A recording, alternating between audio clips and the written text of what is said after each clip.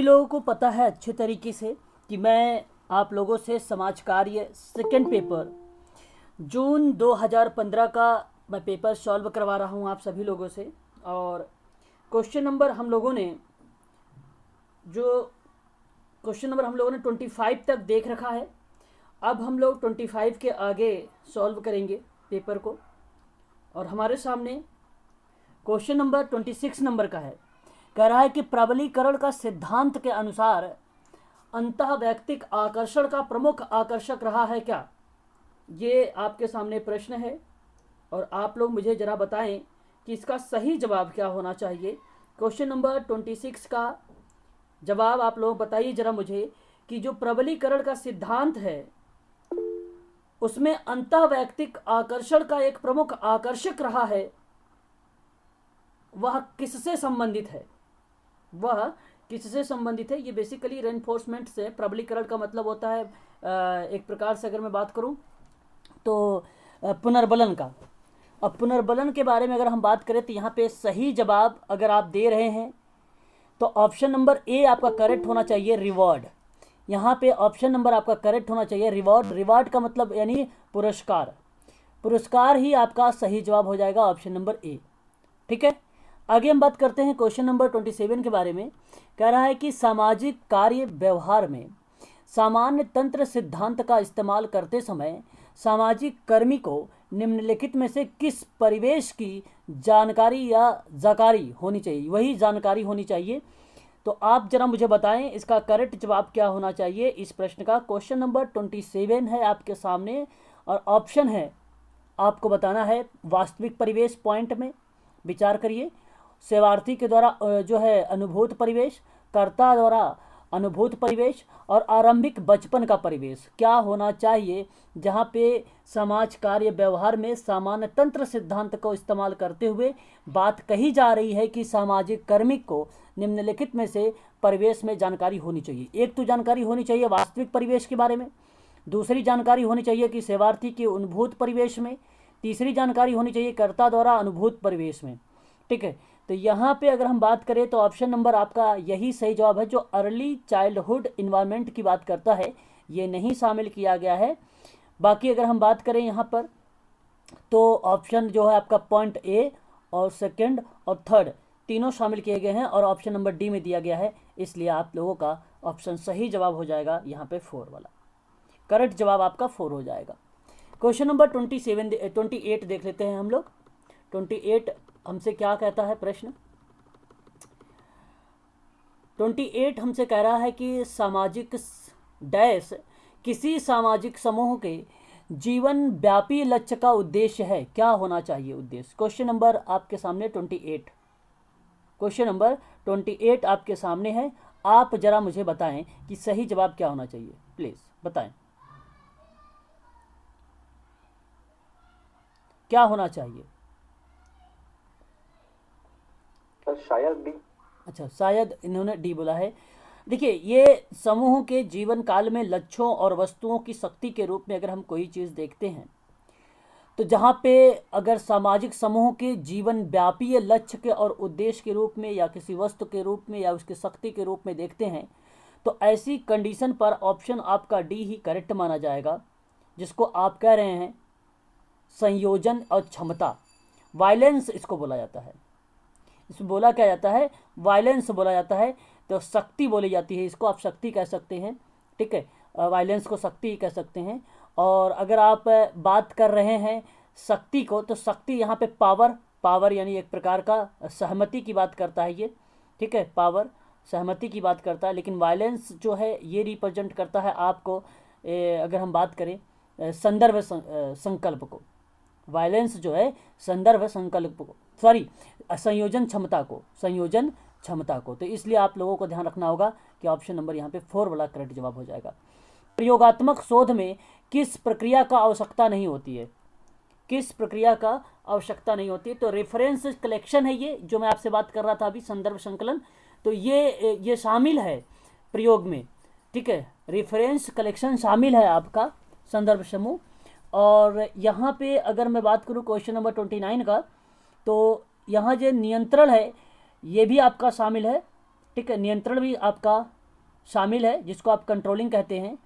और अगर मैं बात करूं मैनिपुलेशन का, जिसको आप बोलते हैं परिचालन या पुनरावृत्ति, ये भी शामिल है। लेकिन प्रश्न है आप सबसे कि द प्रोसेस नॉट नीडेड, यानी एक प्रकार से प्रक्रिया की आवश्यकता नहीं है, लेकिन ये बात हो रहा है एक्सपेरिमेंटल रिसर्च में, तो भागीदारी आपका यहाँ पे सही जवाब हो जाएगा। पार्टिसिपेंट ऑब्जर्वेशन आपका यहाँ पे करेक्ट जवाब हो जाएगा। ऑब्जर्वेशन, ये पर्यवेक्षण का मतलब होता है ऑब्जर्वेशन, ठीक है। तो यहाँ पे सही जवाब हो जाएगा ऑप्शन नंबर सेकंड वाला आपका करेक्ट जवाब है, यहाँ पे बी वाला, यानी दूसरा।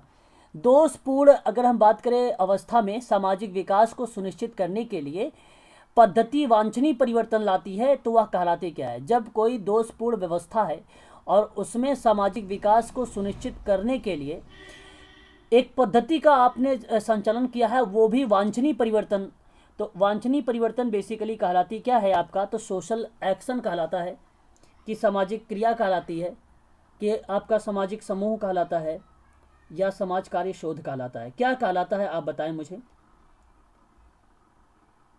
तो सामाजिक क्रिया। हाँ, ये सामाजिक क्रिया कहलाती है। तो सामाजिक क्रिया का मतलब ही है कि समाज कार्य की सामाजिक क्रियाविधि उस बात को रिप्रेजेंट करती है जिसका उपयोग सामाजिक प्रगति सुनिश्चित करने के लिए दोषपूर्ण प्रणाली में वांछनीय परिवर्तन लाने की क्रिया के रूप में जानी जाती है। तो वांछनीय परिवर्तन लाने की क्रिया के रूप में अगर कोई चीज़ जाना जाता है तो वह आपका सोशल एक्शन है। ऑप्शन नंबर आपका यही सही जवाब है, थर्ड वाला। समुदाय एक ऐसा सामाजिक समूह है जिसमें एक हद तक हम की भावना होती है और निश्चित क्षेत्र में रहते हैं। और ये स्टेटमेंट डैश में कहा गया है, बोगार्ट्स का, आगबंड का, कि बर्स्ट्रेट का, कि एफकॉनिस का। यहाँ पे सही जवाब आपने दिया है मुझे, ऑप्शन नंबर आपने अगर चूज़ किया है ए को, यही आपका करेक्ट जवाब हो जाएगा, ए बोगार्ट्स। आगे बात करते हैं हम लोग। ये भी प्रश्न अपने आप में इम्पोर्टेंट है, और प्रश्न आपसे कह रहा है PTSD का आपको बताना है इसका प्रतीक नाम, यानी आपको बताना है इसका फुल फॉर्म, और आप सभी को ये पता होना चाहिए इसका फुल फॉर्म क्या होता है। पोस्ट डिसऑर्डर का सर। हाँ, पोस्ट ट्रॉमेटिक, हाँ very good, post traumatic stress disorder है। यह एक मानसिक स्वास्थ्य स्थिति है जो भयानक घटना से शुरू होती है, या तो इसका अनुभव करना या इसे देखना। बेसिकली हम इसको जब रिप्रेजेंट करते हैं तो साथ ही किसी घटना के बारे में बेकाबू विचार शामिल हो जाता है, तो वो बेसिकली PTSD में आता है। फ्लैश बैक की अगर बारे में बात करें तो भी वो PTSD में आता है। और यदि अगर हम बात करें किसी बुरे सपने की बात करें या किसी गंभीर चिंता की भी बात करें तो वो भी पोस्ट ट्रॉमेटिक स्ट्रेस डिसऑर्डर के ही अंतर्गत आता है, क्योंकि मानसिक स्वास्थ्य की स्थिति के रूप में देखा जाता है। तो यहाँ पर ये अगर सही जवाब इसका है कोई पोस्ट, अगर हम बात कर रहे हैं ट्रांसमिट के बारे में, स्टेट डिसऑर्डर के बारे में, तो कौन सा सही जवाब होगा? ऑप्शन नंबर अगर हम बात करें डी वाला देखें, ट्रांसमेटिक डिसऑर्डर। तो ये ट्रांसमिट नहीं होगा, ट्रांसमेटिक होगा, ठीक है। तो आप लोग यहीं पर आप लोग कंफ्यूज होते हैं, और यही आपका करेक्ट जवाब होगा, ठीक है। ट्रामेटिक जो डिसऑर्डर है, ट्रामेटिक डिसऑर्डर जो है, यही आपका करेक्ट जवाब होगा, ऑप्शन नंबर 4 वाला, ठीक है। Traumatic disorder. क्वेश्चन नंबर अगर हम बात करते हैं यहाँ पर 33 के बारे में, और आप सभी लोगों को पता है क्लासिकल कंडीशनिंग की थ्योरी मैंने आप लोगों को भली भांति तरीके से बताया है कि ये किससे संबंधित होंगे। तो आप लोग सीधा बोलते हैं क्लासिकल कंडीशनिंग थ्योरी, पावलोव से नाम लेते हैं आप लोग। तो आप देख लीजिए यहाँ पर एक अगर पहले से मैच कर रहा होगा वही आपका करेक्ट जवाब होगा, बाकी आप इसके बारे में सोच भी नहीं सकते हैं, ठीक है। तो अगर हम बात करें यहाँ पे क्रिया प्रसूत अनुबंधन का सिद्धांत, जिसको ऑपरेंट कंडीशनिंग आप लोग बोलते हैं, और ऑपरेंट कंडीशनिंग आप भलीभांति तरीके से परिचित हैं कि आपका जो सी से मैच होता है BF स्किनर का मैच होता है। सामाजिक अधिगम का सिद्धांत के बारे में अगर हम बात करें तो ये आप अच्छे तरीके से जानते हैं, ये बंडूरा का होता है। और आपके सामने आ गया GOMS मॉडल, और एक ही नाम बचा हुआ है, इसलिए आप इसको जवाब जो देने वाले हैं वो देने वाले हैं नेबल का नाम। तो नेबल का नाम आपको बता दूं, ये बेसिकली जो है Morgan and navel and card, ये 3 व्यक्तियों का नाम आता है इस थ्योरी में। ये थ्योरी जो है कॉग्निटिव थ्योरी है, कॉग्निटिव थ्योरी है, आप लोग इसे ध्यान रखिएगा। ये एक मॉडल दिया गया है, और बेसिकली ये जो है इन्वॉल्व किया गया है ह्यूमन कंप्यूटर टास्क को लेकर, ह्यूमन कंप्यूटर टास्क को लेकर ये इन्वॉल्व किया गया है। ध्यान रखिएगा, इसका जो पूरा नाम होता है, जी से होता है गोल, ओ से होता है ऑपरेट, और एम से होता है मेथड, और एस से होता है आपका सिलेक्शन। ये चार नाम भी आप लोग को ध्यान रखना है। नेवेल का नाम आता है, ये भी ये मॉडल है जो कॉग्निटिव को आप बेसिकली इसमें कॉग्निटिव स्किल को इसमें इन्वॉल्व किया गया है। ठीक है, तो ये इंपॉर्टेंट था। ठीक है, आप सभी लोग इसको ध्यान रखिएगा। ठीक है, आगे हम बात करते हैं, नेक्स्ट क्वेश्चन लेते हैं। समझ आ रहा है सभी लोगों को? बताएं। Yes sir. चलो, बहुत अच्छी बात है। यही सारे प्रश्न आप लोगों को कल देखने को मिलेंगे, और कल शायद आप लोग इस समय जो है अपने स्टडी सेंटर पे रहें, ऐसा है ना, फील कर सकते हैं आज कि कल ऐसा हो सकता है आप लोग वहाँ पे रहें।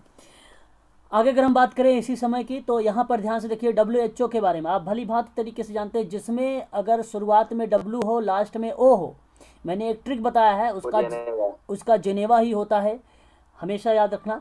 जैसे WTO की बात करें, WTO, अगर WTO हालांकि नहीं दिया है तो भी आपको ये ट्रिक बताया है कि अगर शुरुआत में W है, लास्ट में O है, तो फिर भी जेनेवा आपको मिलेगा, फिर भी आपको वहाँ पे जेनेवा को लगा देना है। ठीक है, इसका मुख्यालय, तो केवल मुख्यालय की बात हो रही है। ठीक है, और आप भलीभांति तरीके से जानते होंगे 7 अप्रैल 1948 में इसकी क्या की गई थी, स्थापना की गई थी, है ना।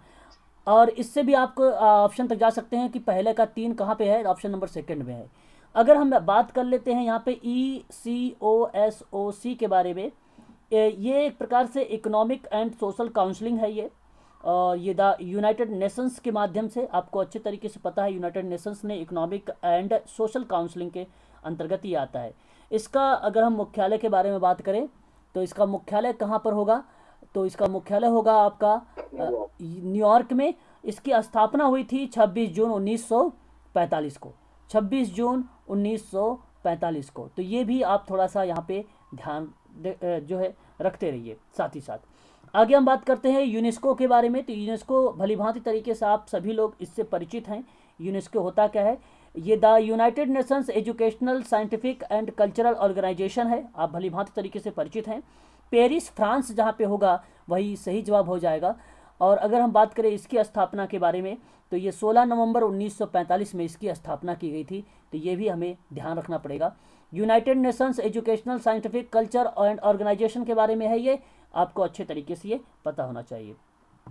आगे अगर हम बात करते हैं, यहाँ पर बचा आपके सामने एक ऑप्शन FAO के बारे में, और आप भी इसके बारे में भलीभांति तरीके से परिचित होंगे। फूड एंड एग्रीकल्चर ऑर्गेनाइजेशन के बारे में बात कर रहा है ये। फूड एंड एग्रीकल्चर के बारे में अगर हम बात करें तो इसका जो है रोम में यानी इटली में इसकी जो है मुख्यालय है। और अगर इसकी स्थापना के बारे में अगर हम बात करें तो 16 अक्टूबर 1945 है। तो 16 अक्टूबर 1945, तो ये भी आप लोगों को ध्यान रखना, 1945 ये है। और अभी अभी मैंने आप लोगों से बताया है 16 नवंबर करके, याद है किसी को? अभी भी मैंने आपको यूनेस्को के बारे में बताया 16 नवंबर 1945, है ना। ये भी 1945, ये भी 1945, है ना। और अभी अभी मैंने आप लोगों से बताया 26 जो है आप लोगों को जून करके। ठीक है, तो ये भी हमें थोड़ा सा ध्यान रखना पड़ेगा। 26 जून 1945, ये भी 1945 है।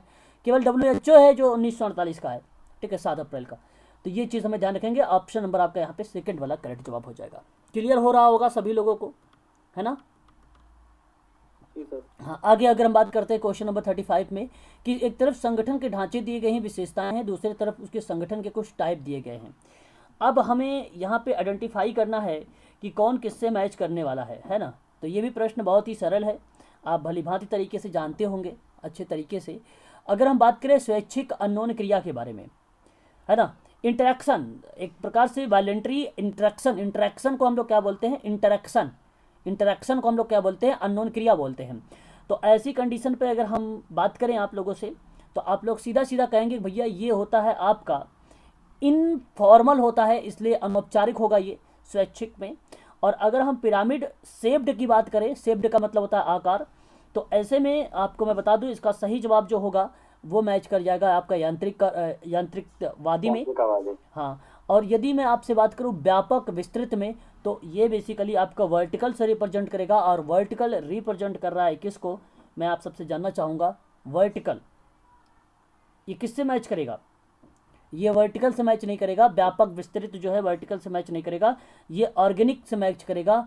ऑर्गेनिक एक प्रकार के अवयवी है, अवयवी, ये भी हमें ध्यान रखना। मेरा एक प्रश्न है, अवयवी का जो सिद्धांत है ये किसने दिया था? मेरा एक प्रश्न है, आप लोगों से बताइए। अगर हम बात करते हैं यहाँ पे क्लोज्ड कंट्रोल के बारे में, क्लोज्ड कंट्रोल क्या होता है, जिसको हम बोलते हैं एक प्रकार से संयत नियंत्रण क्लोज्ड को, और ये मैच कर जाएगा आपका किससे? ये मैच किससे कर जाएगा? ये मैच किससे कर जाएगा बताएं? वर्टिकल से, वर्टिकल से। तो अब आपका कौन सा सही जवाब हुआ बताएं जरा एक बार। 1 का 2, 2 का 1, 1 का 2, 2 का 1, 3 का 4, 5। ठीक ठीक ठीक, ऑप्शन नंबर सी मैच किया है। बहुत बढ़िया। कभी कभी ऐसे भी लग जाता है, मैं मैच ऐसे भी कर देता हूँ ना कभी कभी, कि मैच ही नहीं करता उसमें किसी भी पॉइंट को। ठीक है, आप लोग बताया करें। आगे अगर हम बात करते हैं क्वेश्चन नंबर 36 के बारे में, कि मनोविश्लेषण का सिद्धांत किसने दिया है? मनोविश्लेषण का सिद्धांत पार्लियामेंट का है ना। ओके, यहाँ पे अगर हम बात करें तो मनोविश्लेषण जो नाम आता है, मनोविश्लेषण का सिद्धांत सिगमंड फ्रायड का आता है। अहम मनोविज्ञान का अन्ना फ्रायड का नाम आता है। मनोसामाजिक सिद्धांत का सामाजिक पार्लियामेंट नहीं सर, बिगिन बिगिन बिगिन। इसका नाम बिगिन कहाँ आएगा? इसका नाम तो वो आता है, एरिक इरेक्शन। मनोसामाजिक सिद्धांत एरिक इरेक्शन का नाम आता है, इसका नाम ही नहीं है। ठीक है, और समस्या समाधान का सिद्धांत जो है पार्लियामेंट। कौन सा सही हुआ है इसका बताइए जरा। 1 का अगर मैं 3 लगा देता हूँ तो 1 का 3 हो जाएगा, दूसरे का 4 हो जाएगा, और यहाँ पे जो है तीसरे का सी का जो हो जाएगा आपका दूसरे से मैच करेगा। ये यहाँ पे ये प्रश्न गलत आया हुआ है, क्योंकि ये बिगिन का नाम ही नहीं यहाँ पर आएगा। ठीक है, ये प्रश्न आपका गलत है, बिगिन का नाम ही नहीं यहाँ पर होगा, बिगिन का तो नाम इसमें आया ही नहीं है। ठीक है, ये चीज़ याद रखें आप लोग। ये प्रश्न आप अगर देखेंगे तो आपके उसमें क्या दिया हुआ है, किताब में क्या दिया हुआ है सर? वो बुक में एक बार देखा था बिगिन का, तो बोला सर। नहीं नहीं, बिगिन नाम आएगा ही नहीं, पहली बात तो ये तय है, इसमें कोई दो राय नहीं है ना। बिगिन का नाम आएगा ही नहीं, इसमें कोई दो राय नहीं। इसके अलावा कोई दिया ही नहीं, अगर दिया होता तो मुझे पता होता, तो इसमें इसके अलावा कोई दिया ही नहीं। बिगिन इसका नाम ही नहीं यहाँ पे आता है ना, पहली बात ये। हाँ, बिगिन का नाम ही नहीं आता है ना। बिगिन का नाम अगर सोशल वर्क में अगर हम बात करते हैं तो सोसाइटी को लार्ज के रूप में देखने वाला कोई व्यक्ति है, या प्रॉब्लम गरीबी की जो गरीब लोगों के बारे में बात करने वाला बात है वो उस पे आता है। शांति वगैरह के बारे में बात अगर कोई करता है तो बिगिन वहाँ पे आता है। ठीक है, वहाँ पर बिगम और जेम एडम्स दोनों लोग आते हैं फिर।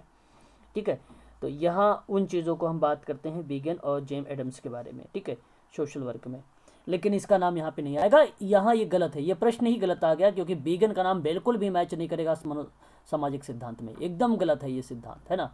अगर मान लो इस पर परिभाषा दिया होता, परिचय कुछ करता, तो मैं कह भी देता कि सही है, लेकिन एकदम गलत है ये प्रश्न। चलिए आगे बढ़ते हैं, ये प्रश्न गलत है, याद रखना थोड़ा सा भी। हम देखेंगे ऑप्शन में भी क्या मैच कर रहा है यहाँ पे। 36, क्वेश्चन नंबर 36। ठीक है, नीचे आंसर भी है ऑफिशियल। आगे अगर हम बात करते हैं चिपको आंदोलन के बारे में, और आप भली भांति तरीके से परिचित होंगे, रूबरू होंगे चिपको आंदोलन से। एक बार जरा मुझे बताएं, यह चिपको आंदोलन किससे मैच करने वाले हैं? तो चिपको आंदोलन आप सभी को पता होगा। अच्छा, ये इंग्लिश वाला दिख रहा है मेरे से, एक मिनट। चिपको आंदोलन किससे संबंधित होंगे, मैं आप सबसे ये जानना चाहूँगा, तो आप लोग बताएं जरा क्या होना चाहिए ये। चिपको आंदोलन किससे मैच करेगा? एक पर्यावरणीय रक्षा आंदोलन है ये, है ना, यही है इसका उद्देश्य। हाँ, इसका उद्देश्य वनों की कटाई को रोकना। हाँ हाँ, इसकी अगर बारे में अगर हम बात करते हैं तो ये बेसिकली आपका आता है 4 से निर्वड़ी। चिपको आंदोलन के प्रेरणा कौन है? तो सुंदरलाल बहुगुणा है, आपको पता होना चाहिए, यही है ना, सुंदरलाल बहुगुणा।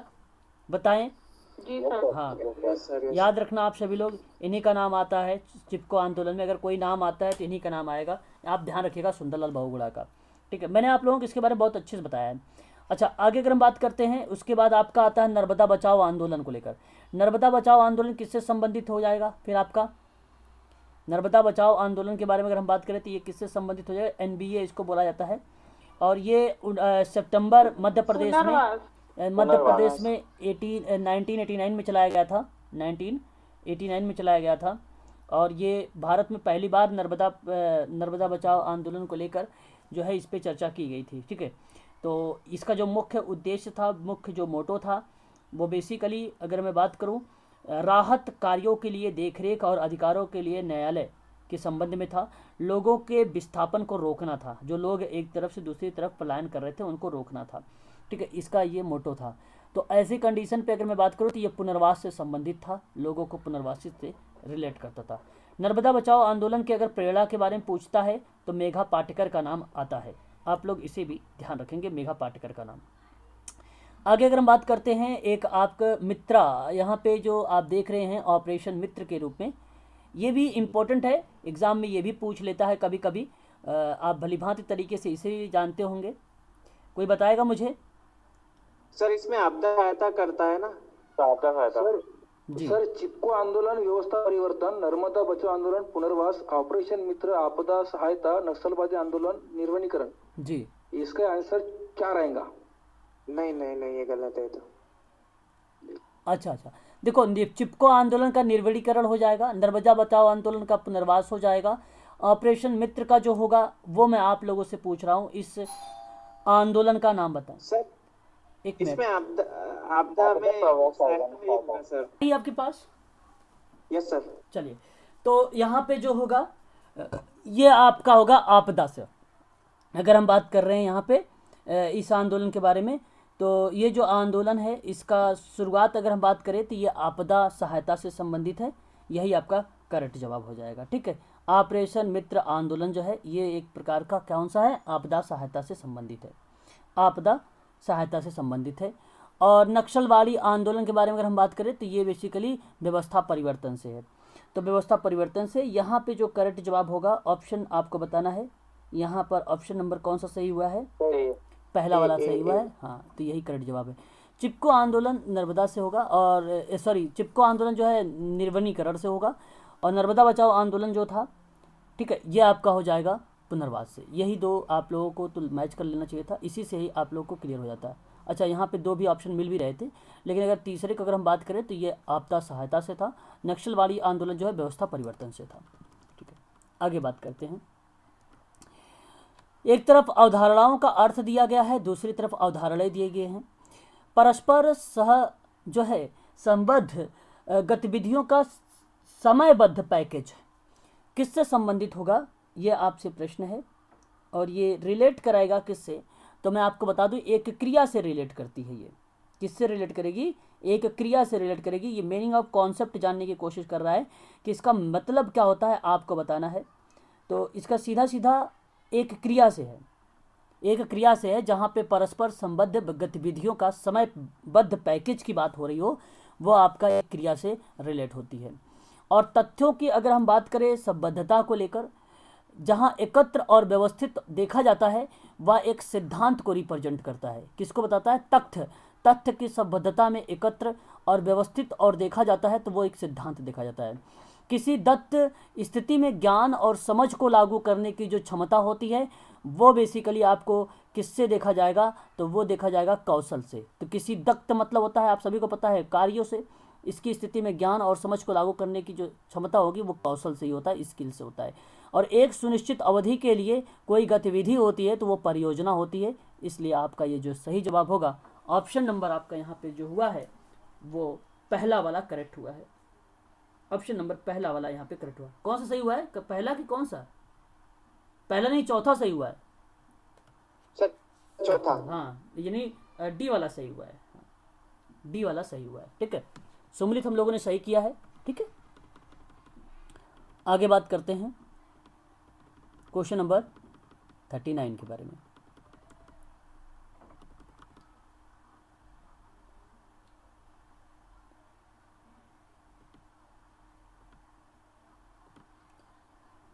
क्वेश्चन आ गया आपके सामने, और आपसे पूछ रहा है कि संज्ञानात्मक समाज कार्य, कॉग्निटिव समाज कार्य किससे रिलेट करेगा, तो आप बताइए जरा। रॉबर्ट सनले का नाम आता है संज्ञानात्मक समाज कार्य में, यही आपका सही जवाब हो जाएगा। और ये बहुत इंपॉर्टेंट क्वेश्चन है, इसको स्टार लगाइएगा। ये कई बार प्रश्न आया, 2020 में भी आया था अस्तित्व परख को लेकर। सोरेन किरकेगार्ड का नाम आता है, ये सोरेन किरकेगार्ड का नाम आता है। अमूल परिवर्तनवादी को यहाँ पर पूछा गया है। अभी आप लोगों ने कल एक प्रश्न भी देखा था नारीवादी करके, कि अमूल परिवर्तनवादी, नारीवादी, परिवर्तनशील नारीवादी, आपने कल देखा था। लेकिन यहाँ अगर हम बात कर रहे हैं तो यहाँ अमूल का मतलब हो गया कि रेडिकल सोशल वर्क के बारे में बात हो रही है। तो जो रेडिकल सोशल वर्क है वो कैश कौन ने दिया है, ये आप थोड़ा सा ध्यान रखिएगा। और चिकित्सा संबंधी जो अब मेडिकल सोशल वर्क है वो गोल्डस्टीन ने दिया है। मेडिकल सोशल वर्क किसने दिया है? गोल्डस्टीन ने दिया है। तो यहाँ पे सही जवाब जो होगा आपका, अगर हम बात करें 39 का, तो सही जवाब आपका हो जाएगा ऑप्शन नंबर बी वाला सही जवाब, ऑप्शन नंबर बी। अब अगर आपको वर्ष पता होगा तो आप ऐसे प्रश्नों को कर लेंगे। निम्नलिखित में से कालक्रम के अकॉर्डिंग बताना है। अगर मैं आपसे बात करूं आर्य समाज को लेकर, तो आर्य समाज 1875 में लाया गया था, भली भांति तरीके से आप परिचित होंगे। आत्मीय समाज के बारे में अगर मैं आप लोगों से बात करूं तो 1815 में, आप लोग इसे भी जानते होंगे भली भांति तरीके से, मैंने आप लोगों को करवा रखा है। ब्रह्म समाज के बारे में अगर आप लोग को बताऊं तो 1828 बताते हैं आप सभी लोग, 1828 सभी को पता है ये। आर्य महिला समाज के बारे में अगर मैं बात करूं आप लोगों से तो 1948 भी आप लोग जानते हैं। अब आप मैच करिए यहाँ पे सबसे क्रम में कौन सा सबसे पहले आएगा, कि 1815 में ब्रह्म समाज, हाँ ये आत्मीय ब्रह्म समाज है आपका, आत्मीय ब्रह्म समाज आपका 1815 है, बी पहले आना चाहिए, सी वाला सही है, वेरी गुड, बहुत बढ़िया। यहाँ पे ऑप्शन नंबर 3 वाला आपने सही जवाब दिया है, सी वाला, यानी तीसरा आपका करेक्ट जवाब हो जाएगा। अच्छा, एक प्रश्न आप सभी के लिए एक बार फिर अच्छे से आया हुआ प्रश्न है ये, है ना। तो इस प्रश्न पे अगर हम विचार करें तो थोड़ा सा बात करते हैं, ये प्रश्न का एक अरेंज से लगाते हैं। क्या इसका करेक्ट जवाब होना चाहिए, आप लोग मुझे ज़रा बताएं, इसका सही जवाब क्या होना चाहिए, बताएं। आपने नाम सुना होगा SPSS, है ना। ये एक प्रकार की, अगर मैं बात करूं आप लोगों से, ट्यूटोरियल फ्रीक्वेंसी है। और ऐसी कंडीशन पे अगर मैं आप सबसे बात करूं तो इसको सही अनुक्रम में दर्शाएं, सही अनुक्रम में दर्शाएं, डेटा उपागम, okay okay, data access, planning, data collection, ठीक है। ये प्रश्न जो है आपका ना, अगर मैं आपको मान भी लेता हूं कि पहले चलो ये प्रश्न ही गलत आया हुआ है यार, विश्लेषणात्मक प्रक्रिया नहीं होगा यहाँ पे, क्योंकि मैं बताऊं प्रश्न गलत कैसे हुआ ये प्रश्न, क्योंकि ये कोई सिस्टम ही नहीं है। पहली बात, डेटा को कलेक्शन करना ठीक है, चलो अगर मैं डी को मान लेता हूँ पहले, और डी किसी में है भी नहीं, चलो अगर डी किसी में नहीं है कि पहले डेटा कलेक्शन करोगे, ठीक है, लेकिन प्रतिक्रियाएं पता ही नहीं ना। अब ये विश्लेषणात्मक प्रक्रिया बता रहा है किस किस किस पॉइंट ऑफ व्यू से बोल रहा है, कहाँ से बोल रहा है, तो ये बेसिकली चीज़ें पता ही नहीं इसमें। एनालिटिकल अगर हम बात कर रहे हैं यहाँ पे, तो ये अधूरा प्रश्न दे दिया है, और ये अधूरा प्रश्न होने के नाते अगर मैं आपसे बात करूं तो ये प्रश्न आपका गलत आया हुआ है ना। ये प्रश्न आपका गलत है, क्योंकि यहाँ पर अगर हम बात करें तो एक जो है कंप्यूटर बेस्ड डिटेल जानकारी लेने के बारे में बात करता है, ये बेसिक स्टेप है ये, ठीक है, बेसिक स्टेप है ना, ये सारे के सारे। तो मैं आप सबसे बताऊंगा कि इस प्रश्न को आप सभी लोग के लिए अच्छी बात है कि ये आप सबके लिए गलत आ गया है ना, कि भाई यहाँ पे सही कौन सा है ये डिसाइड नहीं किया जा सकता है। आगे बात करते हैं हम लोग, ठीक है। क्वेश्चन अगर हम बात करें नेक्स्ट,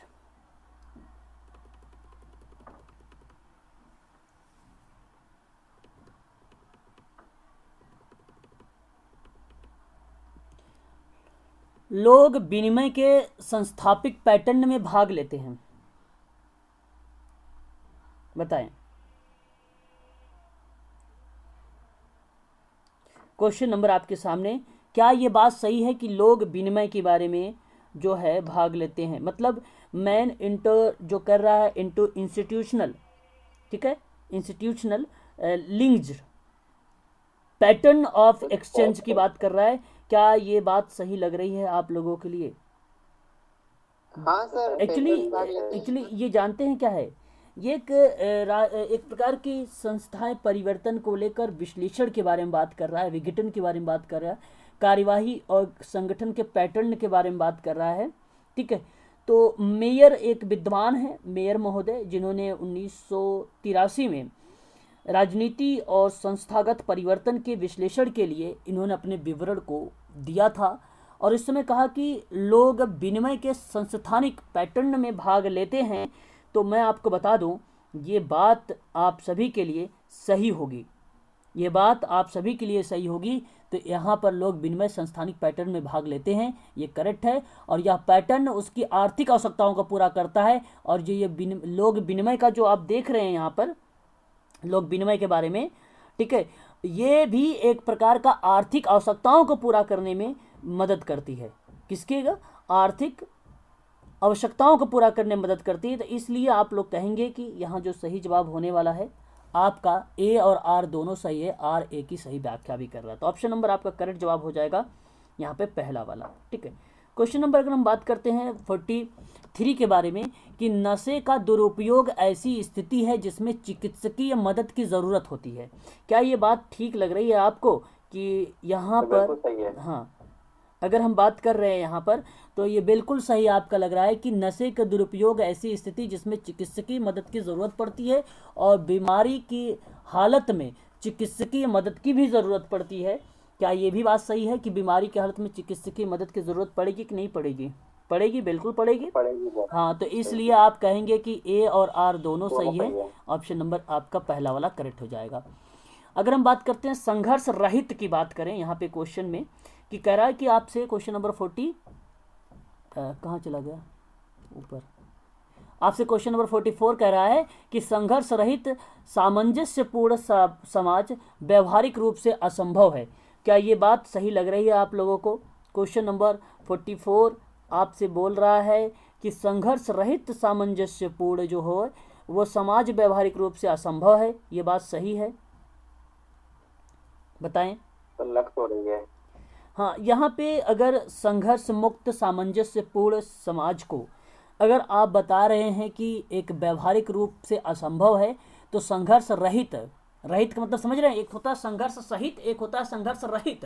संघर्ष के बिना सामंजस्यपूर्ण कोई व्यवहारिक रूप में असंभव होगा? बिल्कुल असंभव होगा। बताएं जरा एक बार।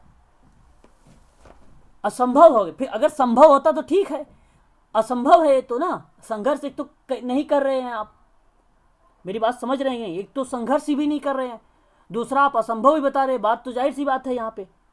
फिर ये जवाब क्या होना चाहिए आपका? फिर ये जवाब सही होना चाहिए आपका, क्योंकि ये ऑलरेडी प्रश्न में ही गलत बोला है। तो जो गलत बोला है तो हम गलत के हिसाब से चल रहे हैं। शुरुआत में गलत बोला कि ये रहित है, फिर लास्ट में कह दिया असंभव है और वहाँ पे सिद्ध साबित कर दिया। जो बात लिखा उसी बात को वो समाप्त भी कर देता है, मतलब जहां से शुरुआत किया वहीं समाप्त कर देता है। ये उसी आपको लिख रहा था, इसलिए आपका ये पॉइंट भी आपका यहाँ पे अगर हम बात करें तो सही है। अगर हम बात कर रहे हैं यहाँ पर एक और बात कि समायोजकों अपने निर्माण और समृद्धि के लिए असामंजस्य की जरूरत होती है। बताएं जरा, असामंजस्य की जरूरत होती है क्या? क्वेश्चन नंबर 44 है, आपसे कह रहा है क्या समझ रहे हैं मेरी बात? मैं कहना क्या चाहता हूं, समाज अपने गठन और विकास के लिए सामंजस्य बनाता है, तो बात ठीक है, ये भी बनाता है। लेकिन यहाँ पर देखिए, क्या ये एक तो पहली बात ये कह रहा है कि समाज अपने गठन की विकास की बात कर रहा होता है यहाँ पर, और जो आपका एलिगेशन वाला स्टेटमेंट है जिसको आप कहते हो अभिकथन, वो कह रहा है कि संघर्ष मुक्त सामंजस्यपूर्ण समाज व्यवहारिक रूप से चिकित्सा सहायता की आवश्यकता होती है। चिकित्सा सहायता कह लीजिए या व्यवहारिक रूप की जो अगर हम बात करें उसकी भी परिप्रेक्ष्य में बात कर ले तो भी वो चीज़ें इसको रिप्रेजेंट करती है कि उसकी आवश्यकता होती है। तो यहाँ पर तब होगा जब संघर्ष मुक्त होगा, जब संघर्ष मुक्त सामंजस्यपूर्ण कोई सामाजिक व्यवहारिक रूप से चिकित्सा सहायता की आवश्यकता पड़ती तो वो फिर पड़ती है। वो बात सही है आपकी। तो यहाँ पे ये स्टेटमेंट सही है। ये स्टेटमेंट बेसिकली आपको यहाँ पे ऑप्शन भी नहीं दिया है कि आर भी सही है, तो इसलिए हम लगाएंगे नहीं, लेकिन आर ए की इसकी व्याख्या नहीं कर रहा है, तो ये स्टेटमेंट आपका अलग हो जाएगा, ये स्टेटमेंट आपका अलग है। तो यहाँ पे ऑप्शन नंबर अगर हम बात करें तो फोर्थ वाला जो जा रहा है आपका यही करेक्ट जवाब हो जाएगा, फोर्थ का, ठीक है। क्वेश्चन नंबर अगर हम बात करते हैं यहाँ पर 45 के बारे में, 45 क्या बोल रहा है कि आपसे मानव होने के नाते यानी मानवाधिकार सभी प्राणियों के लिए मानव होने के आधार पर निहित है। क्या आप ये बताइए जरा, मानव होने के नाते हर मानव में मानवाधिकार अंतर्निहित है, क्या शामिल है उसमें? तो आप क्या बोलेंगे? सही है सर। सही है। मानवाधिकार जो है नैसर्गिक है, मानवाधिकार एक प्रकार से नैसर्गिक है। नैसर्गिक का मतलब यहाँ पे अगर हम बात करें तो ह्यूमन राइट्स आर नेचुरल की बात कर रहा है, ये एक प्रकार से नेचुरल। ठीक है, तो आप सर ये लोगों भी को, सही है। हाँ ये भी सही है, क्योंकि 1948 में संयुक्त राष्ट्र यूनिवर्सल जो डिक्लेरेशन ऑफ ह्यूमन राइट्स की प्रस्तावना का जब दावा किया गया था, तो उस समय निहित गरिमा की मान्यता और मानव परिवार की सभी सदस्यों के समान और अयोग्य अधिकारों की दुनिया में स्वतंत्रता, न्याय और शांति की नींव रखी गई थी। इसलिए आप कह सकते हैं कि मानव होने के नाते हर मानव में जो मानव अधिकार है वो अंतर्निहित है। ये आपका जवाब सही हो जाएगा। और नैसर्गिक एक प्रकार का नेचुरल शब्द है या नेचुरल जो शब्द है उसको रिप्रेजेंट कर रहा है, तो ऑटोमेटिक वो चीज़ें यहाँ पर आ रही हैं। ठीक है, तो ऑप्शन आपका यहाँ पे ए वाला सही जवाब हो जाएगा, पहला वाला। आगे हम बात कर लेते हैं। अब यहाँ पे थोड़ा सा हम लोग देखेंगे, गद्यांश वाले प्रश्न आ रहे हैं हम सबके सामने। अब ऐसे प्रश्नों को आप लोगों को क्या करना है मैं आपको बताता हूँ। वही चीज़ें बहुत लंबा चौड़ा ये गद्यांश आया हुआ है ना। ठीक है, एक बार हम फटाफट कर लेते हैं। 46 का अगर हम बात करें, सबसे बड़ा आपको कौन सा दिख रहा है? व्यावसायिक में आचार संहिता की ज़रूरत क्यों होती है? पहला दिख रहा है, क्योंकि उन्हें व्यवहार के क्षेत्र में दिशा निर्देशन मिल सकते हैं, सेवार्थियों की सुरक्षा मिल सकती है, इसलिए आपका एक करेक्ट जवाब हो जाएगा। बाकी यहाँ पर ये आपका गलत हो जाएगा। ठीक है, जो है जिसमें वे सुनिश्चित हो सके, जिसके पास अधिकतम और प्रासंगिक कौशल होते। कभी कभी प्रश्न जो है ना, जरूरी ये भी नहीं कि गद्यांश, जरूरी तो है, लेकिन आप अगर चाहें तो कॉमन सेंस के माध्यम से जैसे और प्रश्न कर रहे हैं वैसे भी ये प्रश्न को कर सकते थे आप, है ना। तो ये आपका गलत हो जाएगा। यहां पर ये 2, 3, 4 गलत हो जाएंगे। आचार संहिता को व्यवहार संहिता है, जरा आप मुझे बताएं। अब अगर हम बात करें यहाँ पे क्वेश्चन के बारे में पढ़ें, तो आचार संहिता एक व्यवहार संहिता जो है वो संबंध के रूप में आती है। किसके रूप में आती है? संबंध के रूप में आती है। तो इसलिए हम इस क्वेश्चन नंबर 47 का जो जवाब देंगे वो रिलेटेड दिखाएंगे। तो आचार संहिता व्यवहार संहिता से रिलेटेड है, इसलिए हम ये बात कहेंगे। ऑप्शन नंबर 3 आपका करेक्ट हो जाएगा। अगर हम बात करते हैं कि मूल्य और सिद्धांत निम्नलिखित में से किस रूप में संबद्ध होता है, तो ये भी प्रश्न अच्छा है कि मूल्य और सिद्धांत की बात हो रही है यहाँ पे, है ना। तो मूल्य और सिद्धांत के बारे में अगर हम बात करें तो करेक्ट जवाब क्या होना चाहिए यहाँ पर, कि मूल्य सिद्धांतों का उत्पन्न होती है, कि सिद्धांत मूल्यों से उत्पन्न होता है, कि मूल्य और सिद्धांत समानार्थी होते हैं। तो देखिए इस गद्यांश को अगर आप पढ़ेंगे तो इसमें कहा गया है कि मूल्य और सिद्धांत निम्नलिखित में से किस रूप में संबद्ध होते हैं, तो ये समानार्थी होते हैं। तो यहाँ पे अगर हम बात करें तो गाइडिंग जो कंडक्ट होने की बात कर रहा है, ये बेसिकली आपका जो यहाँ पे बात कर रहा है ऑप्शन नंबर 3 की तरफ, कि मूल्य values and synonyms with principles, यही आपका करेक्ट जवाब हो जाएगा। इसके साथ ही आ रहा है। बाकी मूल्य और सिद्धांत के बीच में चक्रीय सिद्धांत नहीं होगा, ना ही उसके उत्पन्न होते हैं, ना ही मूल्य सिद्धांत से उत्पन्न होता है, ना ही सिद्धांत मूल्य से उत्पन्न। तो ये आपका गलत हो जाएगा। 3 वाला आपका सही जवाब हो जाएगा। ठीक है, 3 वाला आपका सही जवाब हो जाएगा।